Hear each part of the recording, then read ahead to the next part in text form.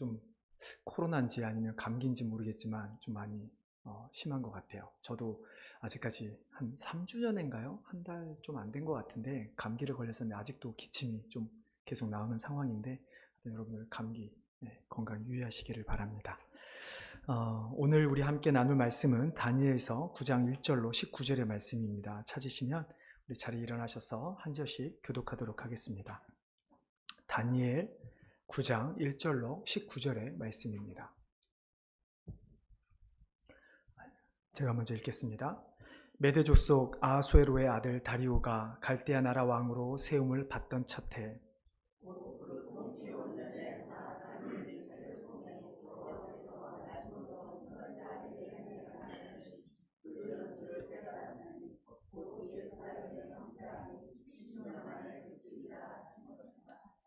내가 금식하며 베옷을 입고 재를 덮어쓰고 주 하나님께 기도하며 간구하기를 결심하고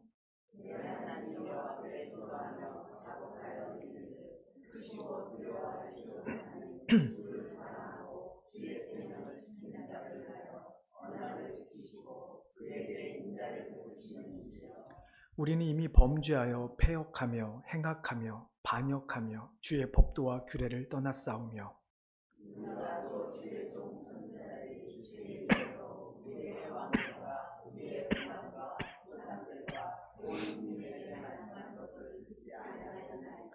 주의 공일은 주께로 돌아가고 수치는 우리 얼굴로 돌아옴이 오늘과 같아서 유다 사람들과 예루살렘 거민들과 이스라엘이 가까운 곳에 있는 자들이 가까운 데 있는 자들이나 먼 곳에 있는 자들이 다 주께서 쫓아내신 각국에서 수치를 당하였사오니 이는 그들이 주께 죄를 범하였음이니이다.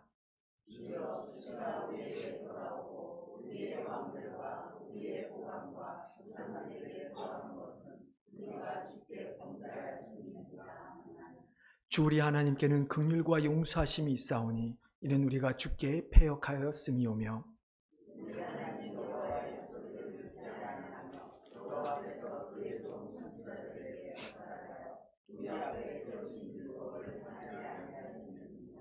온 이스라엘이 주의 율법을 범하고 치우쳐 가서 주의 목소리를 듣지 아니하였으므로 이 저주가 우리에게 내렸으되 곧 하나님의 종 모세의 율법에 기록된 맹세대로 되었사오니 이는 우리가 주께 범죄하였음이니이다.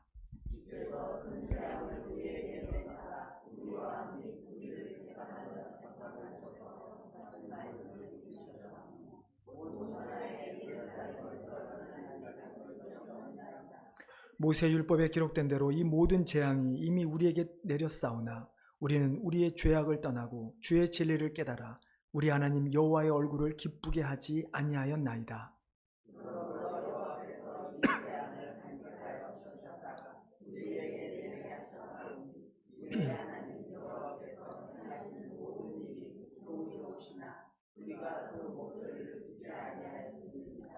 강한 손으로 주의 백성을 애굽 땅에서 인도하여 내시고 오늘과 같이 명성을 얻으신 우리 주 하나님이여 우리는 범죄하였고 악을 행하였나이다.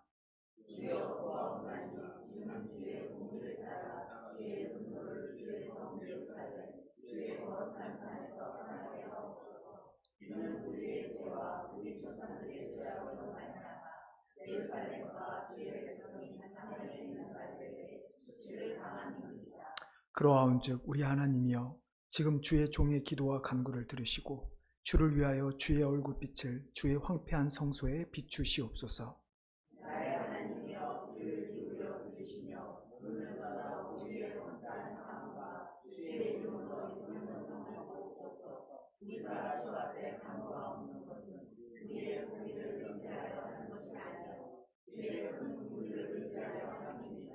같이 읽겠습니다. 주여 들으소서, 주여 용서하소서, 주여 귀를 기울이시고 행하소서. 지체하지 마옵소서. 나의 하나님이여 주 자신을 위하여 하시옵소서.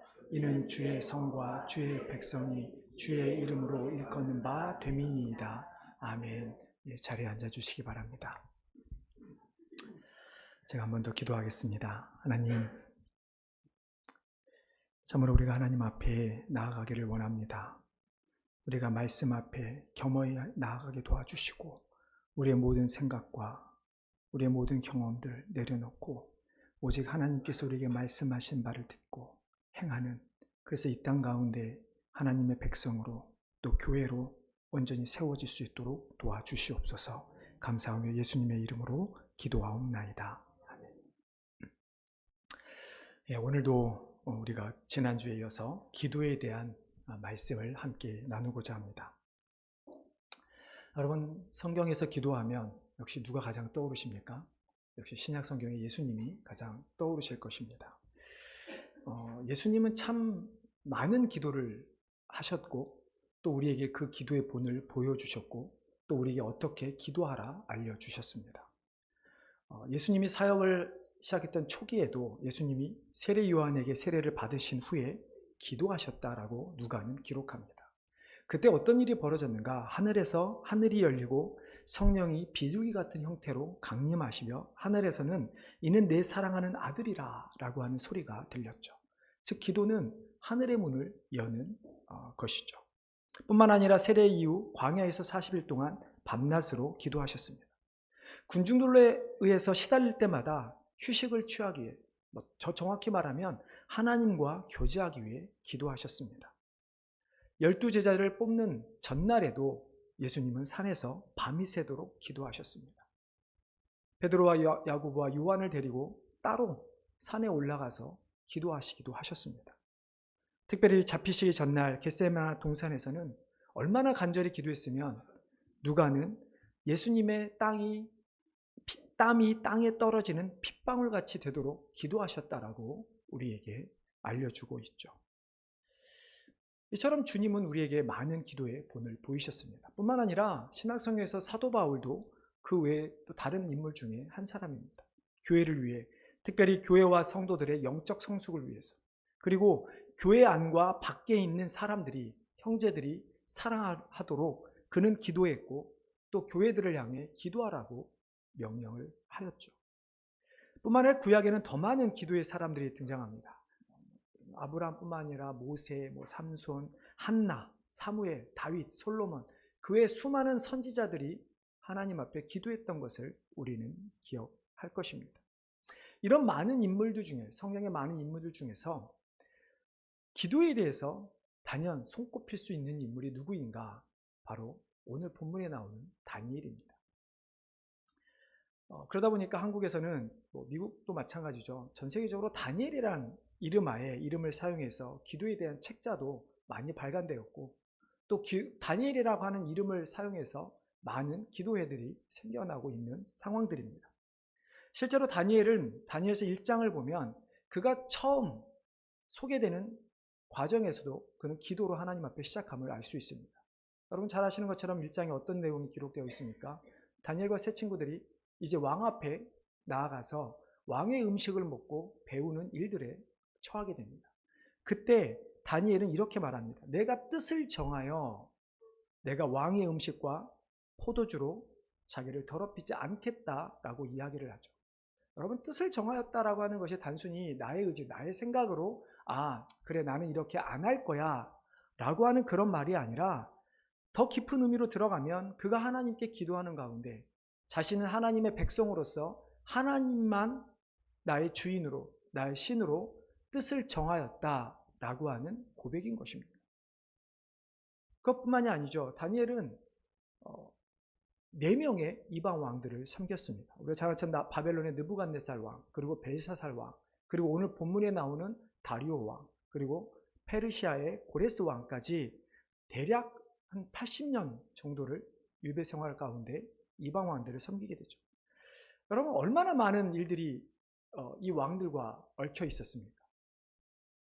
큰 신상의 꿈을 꿨던 왕의 꿈을 해석하기도 하였고 어느 날은 어떤 왕은 큰 손이 나타나 벽에 글을 쓰는데 그 글을 해석하지 못해서 다니엘이 해석하는 일도 있었습니다.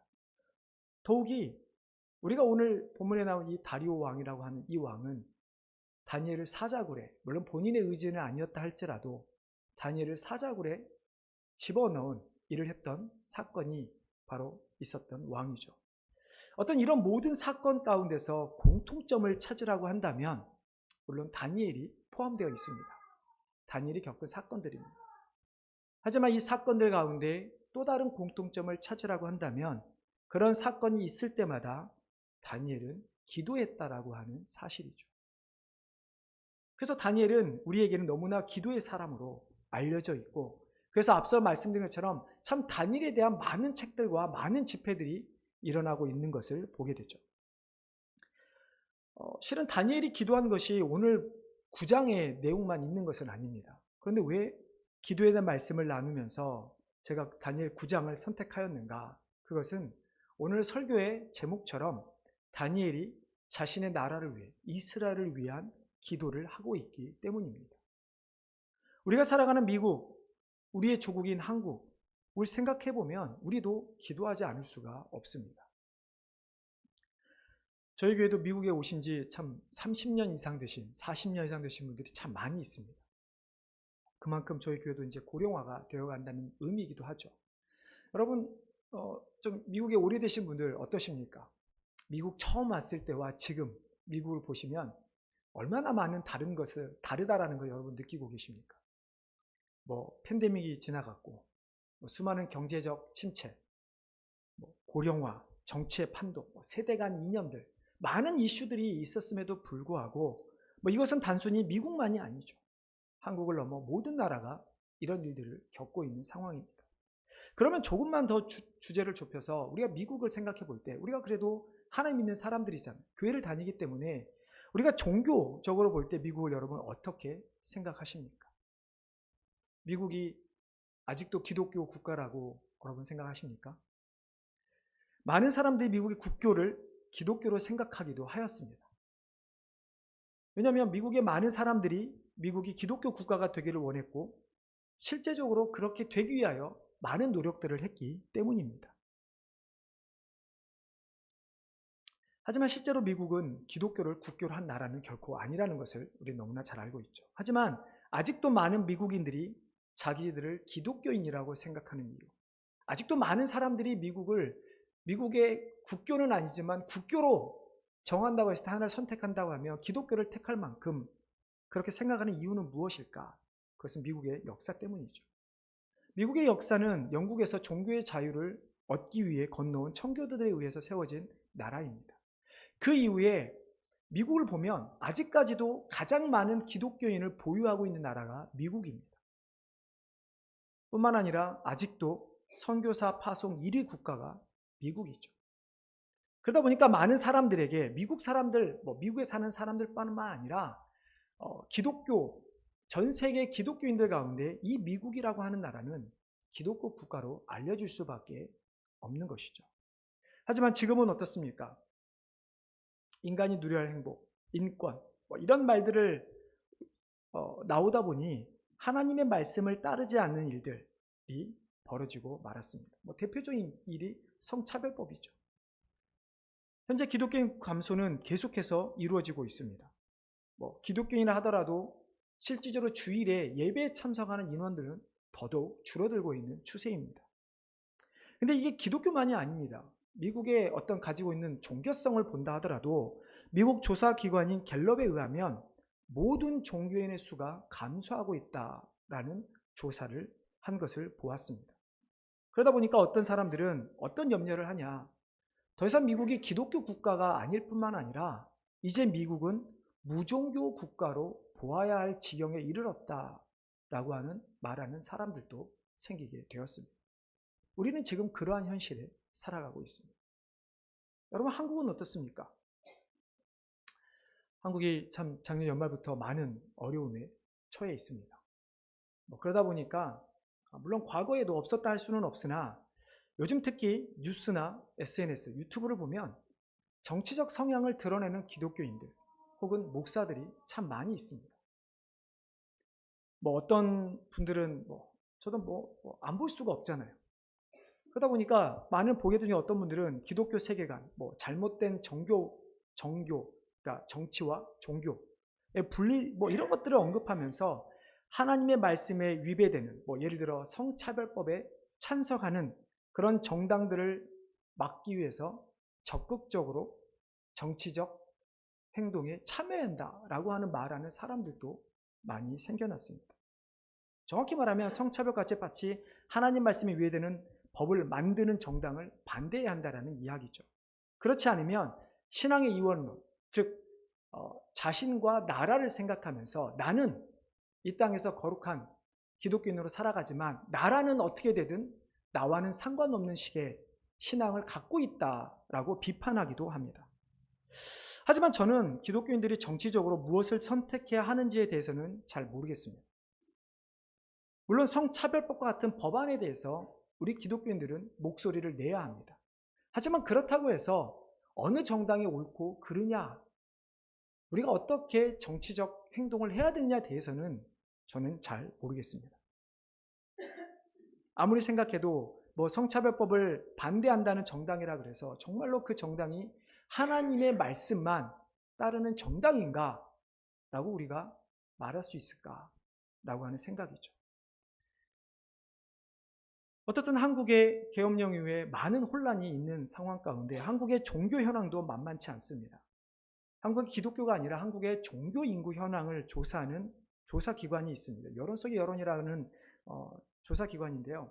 거기에 보면 현재 종교 없음, 무교인들이 한국의 51%에 해당됩니다. 앞으로는 어떻게 될까요? 기독교가 점점 더 고령화가 됩니다. 아니, 모든 종교에 해당되는 종교인들이 고령화에 해당되고 있습니다. 그 사이에 실제로 18세부터 29세 사이의 남녀를 보면 나는 종교가 없다는 사람이 69%에 해당됩니다. 30대는 63%나 됩니다. 이 말은 앞으로 우리가 돌이키지 않으면, 정말로 회개하지 않으면 앞으로 기독교는 점점 더 한국과 미국은 무교 국가가 되어는 그런 일들이 벌어지게 된다는 것이죠. 이런 미국과 한국의 상황 속에서 우리가 해야 하는 것은 무엇일까? 올 한 해 기도를 강조하면서 지난주에 우리가 회개에 대한 말씀을 나눴는데 오늘은 우리가 이런 나라의 상황을 보면서 나라를 위한 기도에 대한 말씀을 나누기 위해 오늘 다니엘 9장의 말씀을 선택하게 되었습니다. 오늘 말씀을 통해서 우리가 나누기를 원하는 것은 우리가 정말 기도해야 되는 이 시기, 우리가 어떠한 마음과 어떠한 자세로 대체 무엇을 위해, 나라를 위해, 교회를 위해 우리가 기도하며 나아가야 하는 것일까에 대한 말씀을 함께 나누고자 합니다. 오늘 본문의 배경 보면 다리오가 갈대아 나라 왕으로 세워졌을 원년의 때입니다. 아까 말씀드렸지만 다리오 왕은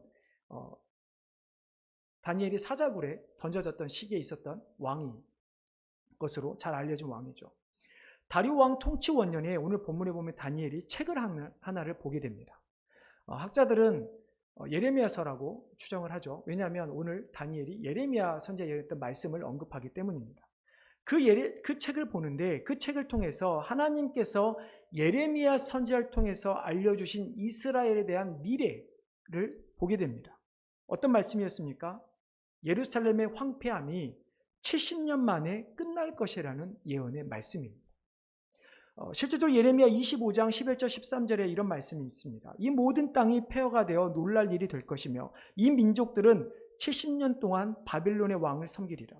여호와의 말씀이니라. 70년이 끝나면 내가 바빌론의 왕과 그의 나라와 갈대인의 땅을 그 죄악으로 말미암아 벌하여 영원히 폐허가 되게 하되 내가 그 땅을 향하여 선언한 바 곧 예레미야가 모든 민족을 향하여 예언하고 이 책에 기록한 나의 모든 말을 그 땅에 임하게 하리라.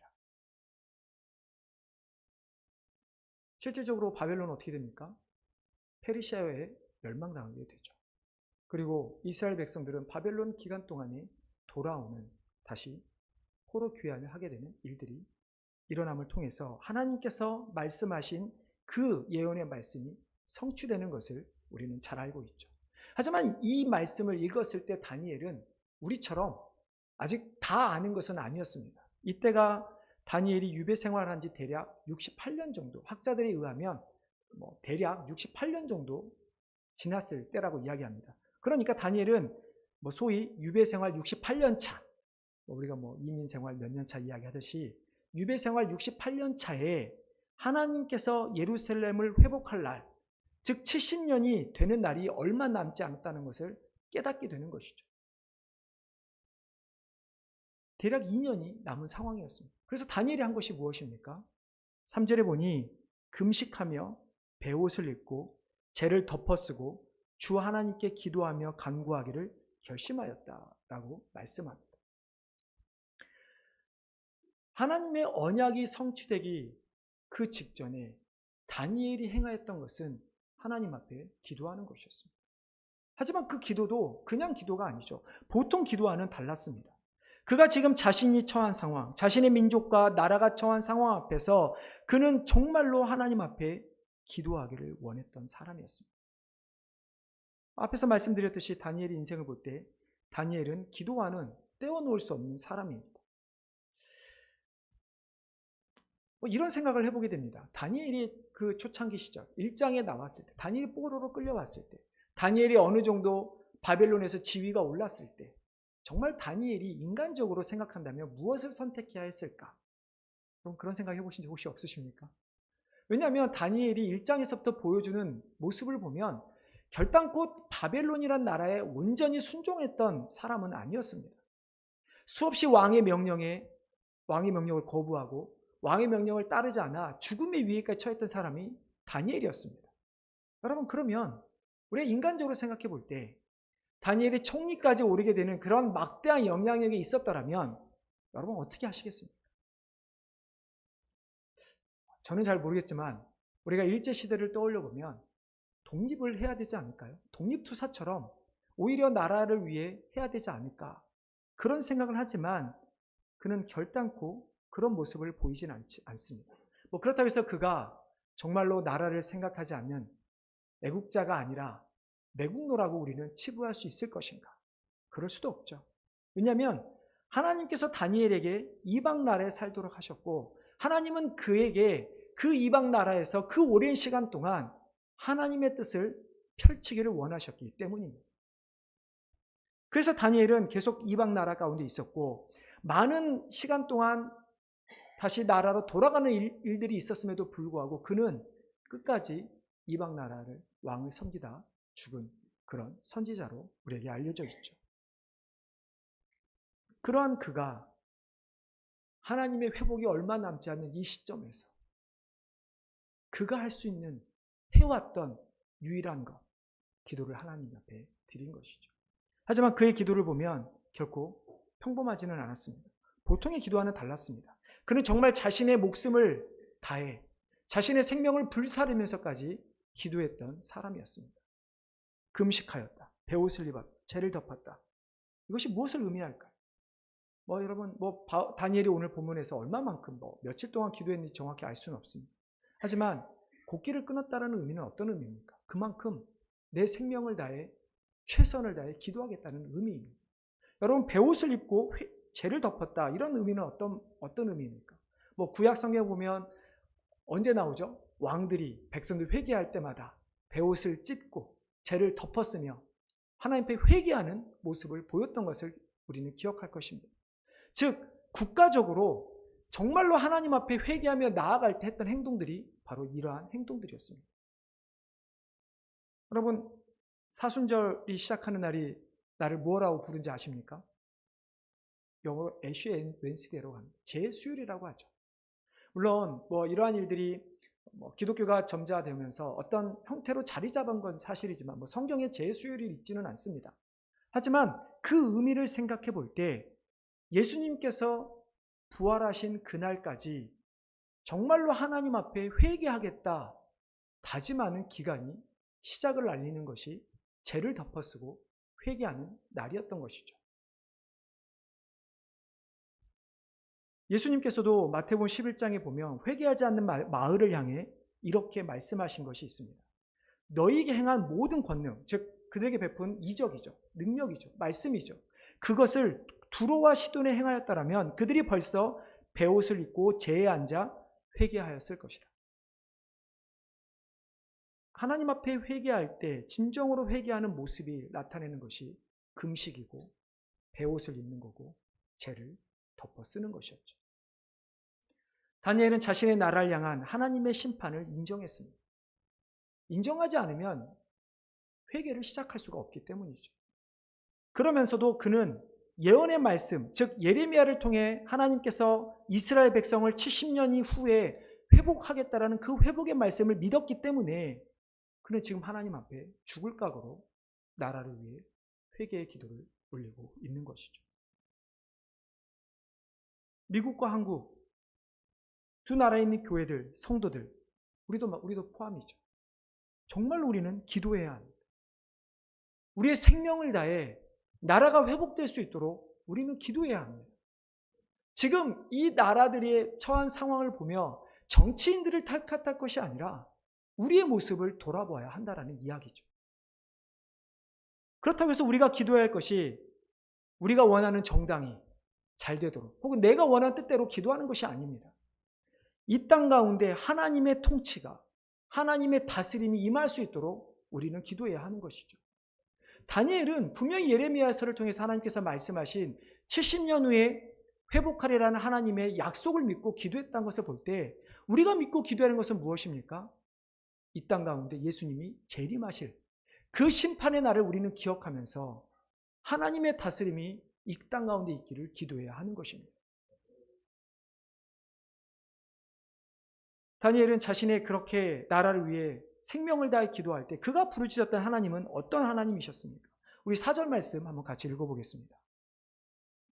4절 말씀 같이 읽겠습니다. 내 하나님 여호와께 기도하며 자복하여 이르기를 크시고 두려워할 주 하나님, 주를 사랑하고 주의 계명을 지키는 자를 위하여 언약을 지키시고 그에게 인자를 베푸는 이시여. 우리가 부르짖을 하나님에 대해서 알 때 우리의 기도의 자세가 바뀔 수 있습니다. 다니엘이 지금 오늘 자신이 기도하고 있는 대상, 하나님에 대해서 고백하고 있는 것을 보면 우리가 고백하는 하나님과는 참 다른 것을 알 수 있습니다. 여러분, 기도할 때 어떤 하나님을 부르짖으며 기도하십니까? 아마 대부분의 사람들은 성도들은 이렇게 기도할 겁니다. 정말 사랑이 많으시고 은혜가 많으신 하나님. 그래서 우리를 신실하시고 은혜가 넘쳐서 항상 우리를 용서하시는 하나님. 우리의 모든 필요를, 우리의 간구에 응답하시는 하나님. 틀린 이야기는 아닙니다. 하지만 우리가 회개할 때, 나라를 위해 기도할 때 정말 우리가 바라보아야 할 하나님은 어떤 하나님입니까? 다니엘이 고백했던 하나님이 되어야 합니다. 다니엘이 고백한 첫 번째 하나님은 어떤 하나님입니까? 크고 두려워할 주 하나님. 두려운 하나님이라 다니엘은 고백합니다. 왜 그럴까요? 왜 다니엘은 우리처럼 오히려 반대로 하나님, 은혜가 많으신 하나님, 끝까지 우리를 용서하신 하나님, 우리의 백성의 죄를 용서해 주십시오라고 기도하지 않고 왜 크고 두려운 하나님에 대해서 그가 부르짖고 있는 것일까요? 그것은 다니엘이 이스라엘 백성이 하나님께 지은 죄를 알기 때문입니다. 왜 자신의 나라가 멸망했는지, 왜 자신이 뿐만 아니라 오늘 본문에 의하면 이스라엘 백성들이 하나님의 심판 때문에 각국으로 흩어져 버릴 수밖에 없었는지 그는 알고 있었기 때문이죠. 죄를 안다면, 정말 우리가 죄인인 것을 안다면 우리는 하나님을 두려워할 수밖에 없습니다. 단순히 심판하시는 하나님이 아니라 거룩하신 하나님 앞에 설 수 없는 죄인의 모습이기 때문에 내가 죄인이라면 우리는 하나님 앞에 나아갈 때 두려운 하나님 앞에 기도할 수밖에 없는 것이죠. 죄를 지으면서도 아무런 두려움 없이 죄를 짓고 있다면 또 용서해 주실 것이지, 용서해 주실 건데 좀 어때?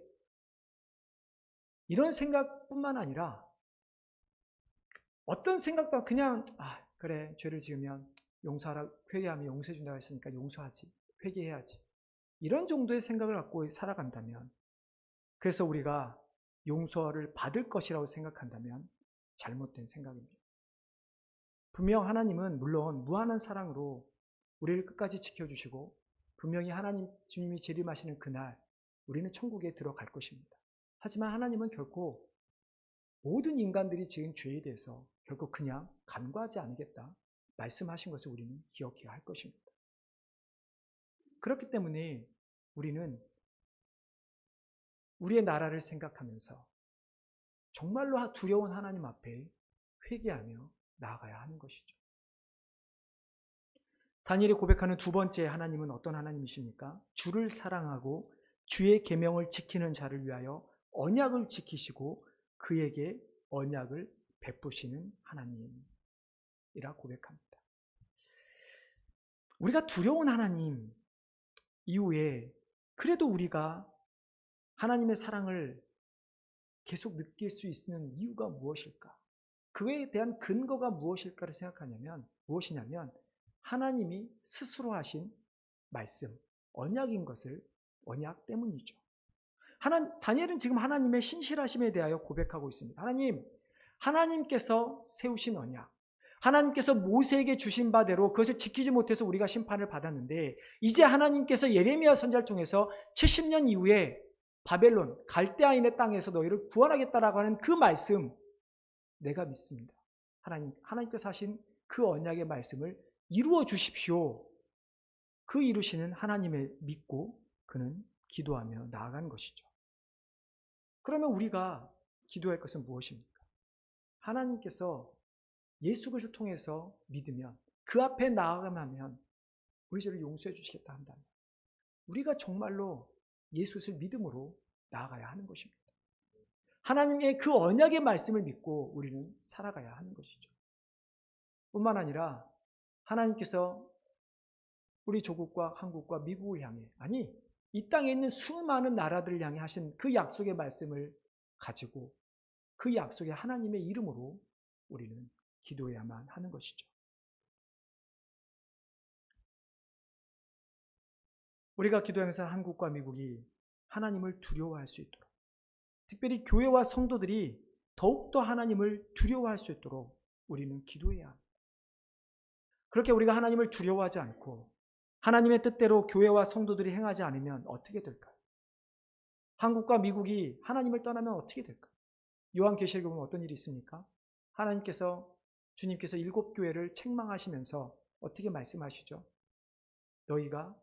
내가 너희의 촛대를 다른 데로 옮기겠다 말씀합니다. 이것은 구원을 없애겠다는 말씀이 아니라 하나님께서 그 7교회에 주신 사명 그리고 사명을 통한 축복 이 모든 것들을 다른 교회로 다른 사람들로 옮기겠다는 말씀인 것이죠. 지금 우리 교회가 우리가 기도하지 않으면 하나님께서 우리에게 주신 그 사명이 다른 누군가에게 옮겨진다는 것을 기억해야 합니다. 우리가 그 사명을 감당하지 못할 때 하나님께서 우리에게 책망하실 일을 우리는 기억해야 한다는 이야기인 것이죠. 또한 우리가 나라를 기도할 때 하나님의 언약에 기반해서 기도해야 합니다. 사람이 다스리는 나라가 아니라 하나님이 다스리는 나라가 될 수 있도록 기도해야 합니다. 그래야 하기 때문에 우리가 기도해야 할 것은 앞에서 말씀한 우파, 좌파, 여당, 야당 이런 이야기가 아니라 하나님을 사랑하고 하나님의 계명을 지키는 나라가 될 수 있도록 정말 하나님의 언약을 지키는 나라가 될 수 있도록 우리는 기도해야 하는 것이죠. 그렇다면 누가 위정자가 되든 우리가 기도할 것은 하나님 이 사람을 위정자로 세워주십시오가 아니라 그 위정자들이 하나님을 두려워하며 하나님의 말씀에 따라 나라를 다스린 자들이 될 수 있도록 우리가 기도해야 하는 것이죠. 마지막으로 하나 더 말씀을 나누기 원하는 것은 그러면 좀 더 구체적으로 우리가 나라를 위해 기도할 때 어떻게 기도해야 하는가 하는 것입니다. 오늘 우리가 읽은 다니엘 9장 5절부터 19절의 말씀, 좀 더 정확히 말하면 16절까지의 말씀이죠. 그 말씀을 요약해보면 어떤 내용들입니까? 여러분 대충 아까 읽으신 기억하시겠지만 다니엘이 이스라엘이 하나님 앞에 지은 범죄에 대한 이야기를 구구절절 하고 있는 것을 볼 수 있습니다. 오죽하면 5절에 보면 이렇게 이야기를 하죠.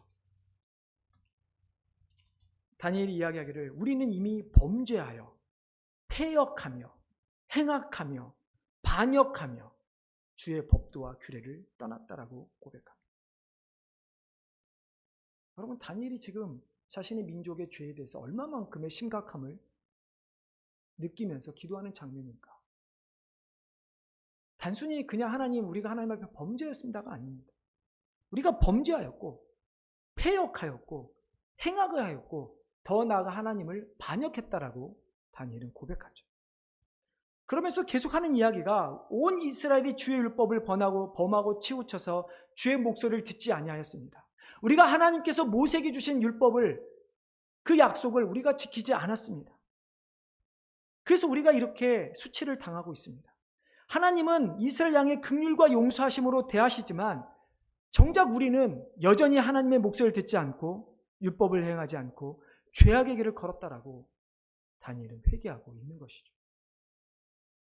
그런데 다니엘이 회개하는 모습을 보면 결코 이스라엘 하나님께 범죄한 것에 대해서만 고백하지 않는 것을 볼 수 있습니다. 오늘 우리가 읽은 본문은 아닌데, 오늘 읽었던 본문에 조금은 나옵니다. 우리의 선조들에 대한 고백들이 나오긴 하지만 20절 말씀을 한번 우리 같이 마지막 읽어보겠습니다. 오늘 읽은 본문은 아닙니다. 여러분 성경을 펴셔서 다니엘서 9장 20절 말씀 한번 같이 읽어보겠습니다. 읽겠습니다.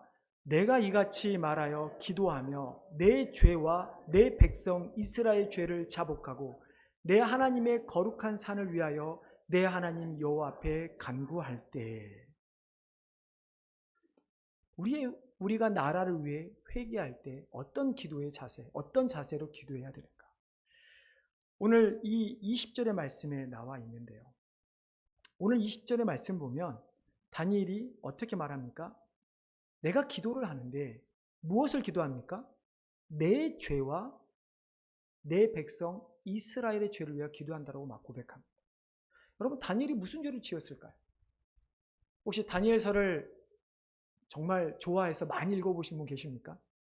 다니엘서를 보면 성경에 다니엘이 지은 죄에 대해서 기록된 곳이 제가 알기로는 없습니다. 그런데 왜 다니엘은 자신의 죄에 대해서 하나님 앞에 회개하고 있을까요? 물론 우리가 기본적인 모든 사람이 하나님 앞에 죄를 범하였다는 사도 바울의 고백처럼 다니엘 스스로 어떤 사람들이 보기에 하나님 보시기에 죄를 짓지 않았다 할지라도 자기가 이미 죄인으로 태어난 것에 대한 죄를 고백했을 수도 있습니다. 하지만 오늘 본문에서 다니엘이 내 죄와 내 백성 이스라엘 죄를 묶어서 회개하는 그 모습은, 다니엘은 이스라엘 백성들의 죄, 자신의 민족, 자신의 나라의 죄를 자신과 따로 생각하지 않았다라는 이야기입니다. 여러분, 우리 기도할 때 여러분 나라를 위해서 우리 기도하잖아요. 오늘 우리 분명 예배 시간에도 나라를 위해서 조금 기도를 했습니다. 여러분 어떠십니까? 나라를 위해 기도할 때 여러분 어떻게 생각하십니까? 따로 생각하지 않으십니까? 내가 지은 죄는 내가 지은 죄. 지금 한국과 미국이 잘못하고 있는 이 상황은 내가 죄가 아니라 다른 누군가의 죄. 우리는 보통 이렇게 생각합니다. 하지만 오늘 본 다니엘이 자신의 죄를 묶어서 생각했다라는 고백하는 이 이유는 바로 이스라엘이 지은 죄가, 자신들의 선조들이 지은 죄가 역시 내 죄라는 사실을 고백하고 있는 것이죠. 그 의미는 다니엘은 결코 자신만을 위해서 기도하지 않았다는 것입니다. 자신만 하나님과 앞에서 자신을 구별해서 자신만을 위해 기도하는 것이 아니라 공동체적으로 우리 모두가 다 하나님의 이스라엘 백성이라는 사실, 자신을 포함해서 자신도 이스라엘 백성이기 때문에 하나님 앞에 공동체적인 개념으로 기도를 한 것이죠. 여러분, 미국과 한국의 상황을 보면서 나 때문이라고 생각하며 기도하신 적이 있으십니까? 정말 이렇게 되기까지, 정말 이 한국과 미국이 이렇게 되기까지 교회와 성도들이 우리의 죄라고 얼마나 생각하며 기도를 했을까요? 아마 우리가 구국을 위해서 기도할 때 교회들이 교회적으로 기도를 하지만 아마 대부분의 성도들은 내 죄로 여기고 기도한 적은 아마 없을 겁니다. 저도 실제적으로 없습니다. 나의 죄 때문에 한국과 미국이 이렇게 되었을까? 아니, 꼭 그렇지 않다 하더라도 한국과 미국이 이렇게 되기까지 나의 죄가 얼마나 있는 것인가? 여러분, 이것은 기도의 자세를 바꿔야 한다는 이야기입니다. 하나님 보시기에 죄를 짓고 있는 한국과 미국, 그리고 그 안에 있는 교회들의 죄가 나의 죄로 여겨야 우리는 진정으로 참여할 수 있다라는 이야기인 것이죠. 여러분, 자신이신 각자 우리가 지은 죄를 하나님 앞에 고백할 때 여러분 어떻게 기도하십니까? 얼마나 마음 괴로워하며 얼마나 우리가 눈물을 흘리고 하나님 앞에 참여하십니까? 물론 뭐 간단한 지은 죄는 모르겠지만 정말 내가 지은 죄가 하나님 앞에 크다면 우리의 기도는 감히 하나님 앞에 얼굴을 들지 못한 채 마치 세리의 기도처럼 우리가 아마 그렇게 기도할 것입니다. 근데 우리가 나라를 위해서 정말 그렇게 기도하냐라는 것입니다. 다니엘처럼 나라에 대한 기도가 죄가 나의 죄로 인식될 때 비로소 우리는 그렇게 기도할 수 있게 되는 것입니다. 나 하나만 잘 믿고 끝나는 것이 아니라 내가 속한 교회가, 내가 속한 나라가 정말로 하나님 앞에 온전히 세워지기를 원한다면 다니엘처럼 우리는 개인적인 것이 아니라 공동체적으로 전 우주적인 하나님의 교회를 바라보며 나라를 바라보며 기도해야 하는 것이죠. 그럴 때 우리는 정말로 다시 한번 미국에 있었던 그 대각성의 운동이 다시 한번 이 땅 가운데 일어날 수 있게 되는 것입니다.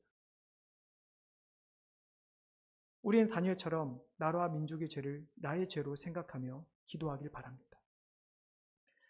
그렇지 않으면 지금 이 시대, 즉 미국과 한국의 교회가 지금 사회 속에서 얼마나 경멸과 멸시의 대상이 되어버렸습니까? 정말 사람들이 개독교로 말할 정도로 손가락질 받고 있는 것이 현실의 상황입니다. 사람들은 떠나고 기존에 있던 사람들은 떠나고 점점 나이는 많아지고 젊은이들은 찾아오지 않는 교회가 된 이 한국과 미국의 상황. 어찌 보면 교회가 하나님의 어떤 말씀, 하나님의 가치, 하나님의 이념을 따르는 것이 아니라 세상의 이념과 가치를 따라가고 있기 때문인 것이죠. 그러다 보니 점점 더 세상뿐만 아니라 기독교조차도, 교회들조차도 불신이 가득한 것으로 변해버리고 말았습니다. 이런 나라와 교회를 위해 우리가 어떻게 참여해야 할까? 정말 나의 죄를 하나님 앞에 고백하는 것처럼 우리는 하나님 앞에 참여하며 나아가야 할 것입니다. 사랑하는 성도 여러분, 올 한 해 우리가 정말 기도에 힘쓰기로 했는데 올 한 해 정말 우리의 조국 한국, 그리고 우리가 살아가는 미국을 위해 기도하는 한 해가 되기를 바랍니다. 아니, 더 나아가서 정말 이 세상에 있는 모든 나라들을 위해 우리가 할 수 있는 대로 기도하기를 바랍니다. 정말로 한국과 미국이 안에 있는 교회들이 하나님 앞에 회개하며 나아가 하나님의 회복을 우리가 경험할 수 있도록 다시 한번 우리가 회복되어져서 이 땅에 하나님의 복음을 들고 나가는 귀한 하나님의 백성들과 교회가 될 수 있도록 기도하며 나아가기를 원합니다. 그래서 그런 기도를 통해서 하나님의 그 회복의 역사가 우리 모든 성도들 가운데, 그리고 가정 가운데, 교회 가운데, 그리고 더 나아가 나라 가운데 임하기를 주님의 이름으로 축원합니다. 하나님, 참 다니엘이 하나님 말씀에 따라 하나님의 회복을 위하여 기도하며 나아갈 때 자신과 나라의 죄를 위해 고백했던 것, 회개했던 것을 보게 됩니다. 하나님, 우리 모든 주의 백성들, 우리 교회 성도들뿐만 아니라 정말 한국과 미국에 있는 모든 교회들과 성도들이 깨어 있어서 정말로 눈물로 참여하는 마음으로, 애통하는 마음으로 나라가 이렇게 된 것에 대한 나라의 죄에 대해서 온전히 회개하며 나아가는 기회가 되게 하여 주시옵소서. 그래서 하나님, 이 땅에 있었던 많은 회복의 부흥의 일들이 다시 한번 우리 세대에 일어나기를 원합니다.